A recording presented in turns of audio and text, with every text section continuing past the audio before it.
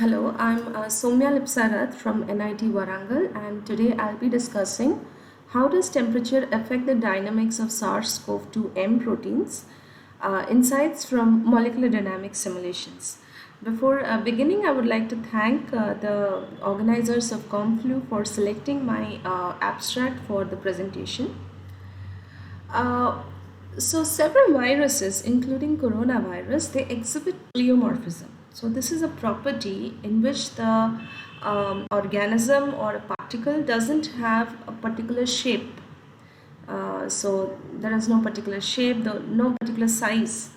And so one of the example is coronavirus, as I said before. So here you can see in the figure by Catroxo et al. So here different sizes of the coronavirus particles. Some are very huge, some are very small. The structure of these particles, they are actually determined by the external viral envelope, and which are also influenced by external conditions like temperature, humidity, atmospheric pressure, etc. So that actually alter the size and shape of the particles. When we look at the SARS-CoV-2 viral envelope or the schematic, we see that it has a RNA genome, and with the genome there is a nucleocapsid protein, and externally there is a membrane, a lipid membrane, and on that, like there are few proteins like the spike protein, the envelope protein, the membrane protein. So spike protein is the one which is very huge, and it appears very prominently when we see the structures of SARS-CoV-2. They help in the initial attachment and entry. Then there is a membrane protein and envelope protein. So exact functions are not known as of now, but membrane protein and envelope protein and the spike protein and part of nucleoprotein, they actually constitute the viral envelope of the SARS-CoV-2. Temperature has shown to influence the size of the generated viruses.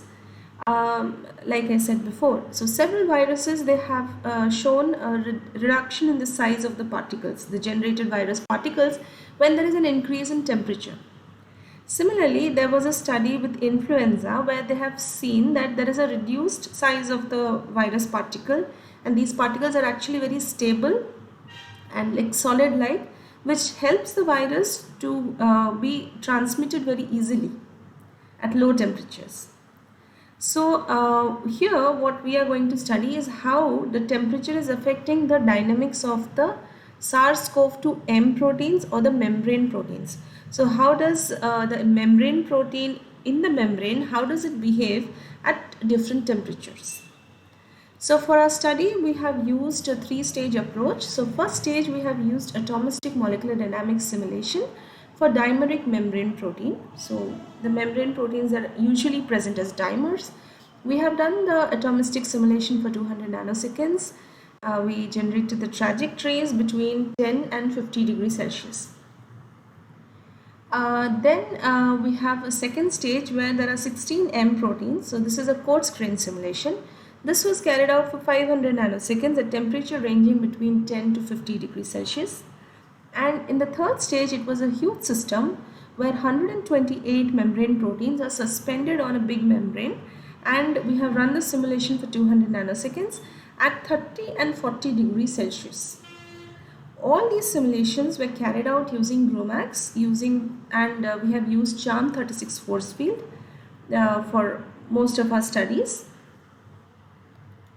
So when we look at the structure of M protein, so how does it look like? It looks like a Greek amphora, and they are present as dimers. So the cyan and the magenta, they are the dimers. This is the lipid membrane, and these are the neutralizing ions.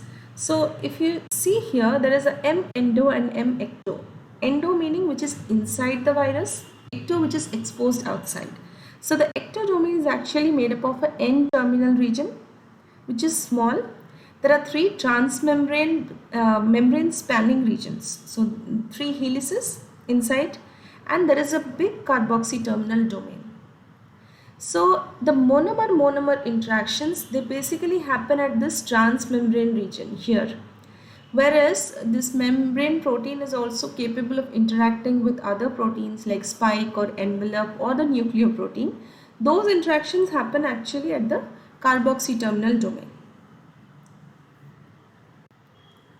When we started the study with atomistic simulations, we found that the simulations were largely stable, and the per residue, the C alpha fluctuations, when we calculated, we found that the overall protein dynamics is constant, but there is some flexibility at the terminals, and of course we found there were some peaks at the transmembrane helix portion.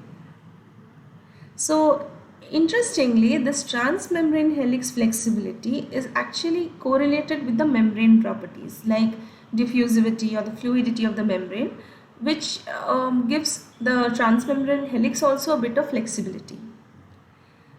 We checked for the temperature and how it affects the structure of M protein by calculating the distance of two particular atoms, one at the transmembrane region, one at the carboxy terminal domain. So here the x-axis is for the transmembrane region, y-axis is for the carboxy terminal domain. So the protein is restricted in the gel-like lipid membrane at low temperature. So at low temperature, the lipids are actually a bit like gel. So the protein was found to be very restricted and the distribution is very confined. Gradually, when the temperature is increasing, the lipids are becoming more disordered and flexible, so which also increases the transmembrane flexibility, like I discussed earlier. So at 20 and 30 and 40 and 50, so the transmembrane flexibility is a bit more compared to that of 10. The distribution, particularly at 30 degrees, is very sharp and narrow, and it indicates a very stable protein conformation along both axes. But at 40 degrees, if we see, the carboxy terminal domain is a bit more flexible compared to 10, 20 and 30. So there is a C terminal domain motion which is happening at 40 degrees Celsius, but at high temperature at 50 degree, the distribution is very wide and shallow. So which also sort of indicates that maybe there is a lot of flexibility of the membrane lipids. Next, we also checked for the dynamics of this particular carboxy terminal domain at different temperatures. So since we found that at 40 degrees there is a change in the dynamics, so what is actually happening? To see more, we did a principal component analysis. So the free energy landscape was constructed using the first two principal components of the C alpha atoms of the extrinsic domain of the M protein, this part. The PCA plots, they show that at 10, 20, there is the lowest energy conformation is towards the right of PC1, and at 0, like PC2 at the 0 at the at the 0th state, and the right side of the PC1 there is a lowest energy conformation, and almost around that region at 20 degrees Celsius. At 30 degrees, the extrinsic domain, we found it very dynamic. So it's widely distributed.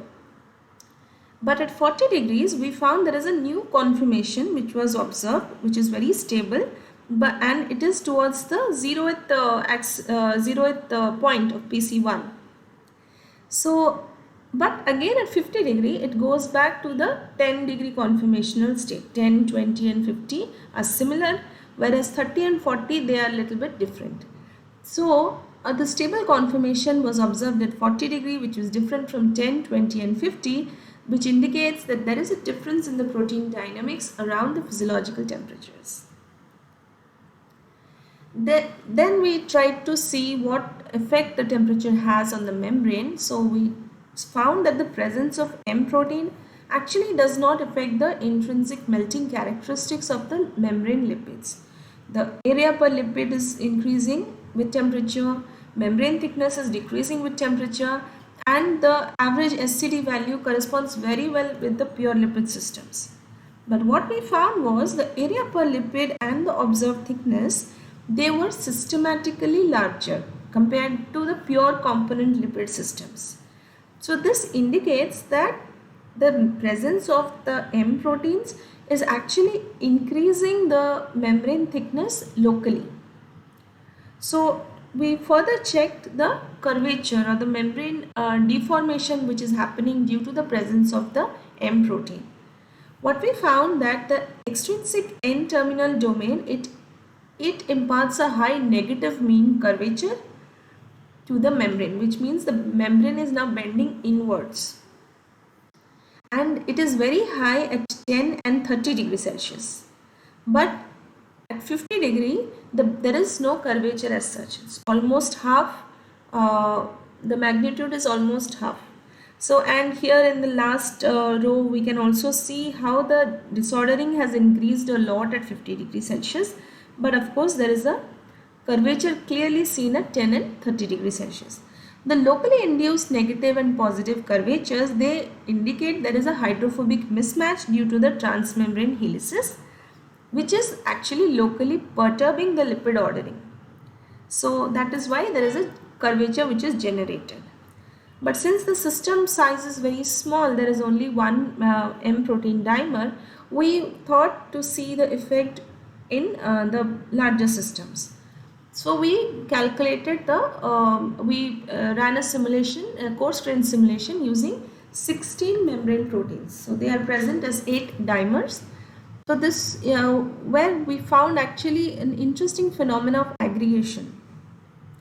So at 10 and 20 degrees Celsius, we found that there is no aggregation, but 30, 40 and 50, we found that the M proteins are actually aggregating. And this aggregation at 30 and 40 degree, we found that they are steadily forming the M protein clusters. But at 50 degrees, the aggregation is very fast. So the pink magenta one is the one at 50 degrees, and quickly there are two clusters which are separate, but we notice them very quickly during the simulation time. And that is actually, it can be attributed to the high flexibility of the membrane lipids. So the formation of the protein clusters is actually largely governed by the ordering of the membrane. That's what we found. But here also we couldn't see a very clear curvature happening. So then we considered the one at 30 and 40 degrees. We used only these two systems to make a bigger system with 128 membrane proteins, because maybe the aggregation is helping in the curvature, and we don't see aggregation at 10 and 20 and 50 degrees. There is, of course, we had seen earlier that the degree of bend or curvature formation is very low. So then we used large number of M proteins on the membrane, and what we found that these large number of M proteins are also actually clustering, and when they are clustering, they are imparting a local curvature in the membrane. So the curve, the very clustered region of the system, there we see a relative curvature happening, but it's a local curvature. We don't see any noticeable deformation of the membrane, and no significantly formed like curvature, we don't observe that. So from our study, we would suggest that the M protein alone, it's not capable of generating large curvatures which can trigger events like budding or fission in the virus. But there are other proteins like the envelope or the spike or even nucleoprotein which might play some crucial role, and they can help in the formation of the virus particle. So that we have to still investigate. With this, I would like to end my presentation. Thank you so much for your time. I would like to thank NIT Warangal, COVID-19 HPC Consortium, and National Energy Research Scientific Computing Center, US Department of Energy, Lawrence Berkeley National Laboratory, Berkeley, for their computational resource, and my collaborator Madhusmita Tripathi and my student Navanita Mandal for helping me executing this project successfully. Thank you.